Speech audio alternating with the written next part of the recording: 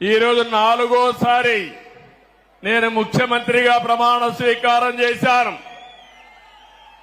ప్రమాణ స్వీకారం చేస్తానే పోలవరం పోయాను, అమరావతికి వెళ్ళాను, అసెంబ్లీ సమావేశాలు పెట్టుకున్నాం, కేబినెట్ సమావేశం పెట్టుకున్నాం. తర్వాత నాకు ప్రత్యక్ష దేవుళ్ళైన కుప్పం దేవుళ్ళని కలవడానికి ఇక్కడికి వచ్చాను.